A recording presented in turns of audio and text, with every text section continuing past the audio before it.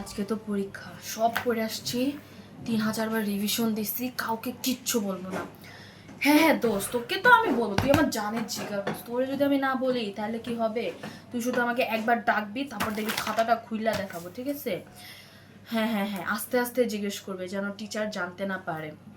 হ্যাঁ, এক্সাম শুরু হয়ে গেল। ও একটু পারফিউম দিয়ে নে, আমার তো আবার পারফিউম ছাড়া এক্সাম ভালোই হয় না। এই মেয়ে, তুমি পারফিউম এনেছো কেন? এক্সকিউজ মি টিচার, ডক্টর আমাকে বলছে পারফিউম ছাড়া কোথাও যেতে না, ঠিক আছে? এটা আমার থেরাপি। হ্যাঁ, গরিবস। আচ্ছা যাই হোক, প্রশ্নে কি আসছে? গাছের কি রং? গাছের পাতা তো সবুজ। হ্যাঁ হ্যাঁ, এটা পড়ছিলাম। মিলন আঙ্কেল কোন ঋতুতে জন্মগ্রহণ করেন? মিলন আঙ্কেল বর্ষা ঋতুতে জন্মগ্রহণ করেন। মিলন আঙ্কেল কোন মাংস খেতে পছন্দ করেন? মিলন আঙ্কেল ফার্মের মুরগি পছন্দ করেন। হ্যাঁ হ্যাঁ। আচ্ছা, মিলন আঙ্কেল ফার্মের মুরগি পছন্দ করেন। আমি কিচ্ছু পারি না দোস্ত, কিচ্ছু পারি না, বানাই বানাই লিখতেছি। গাছের পাতা মনে হয় বেগুনি কালার। লেখ লেখ, হ্যাঁ গাছের পাতা বেগুনি কালার, গাছের পাতা সবুজ কালার।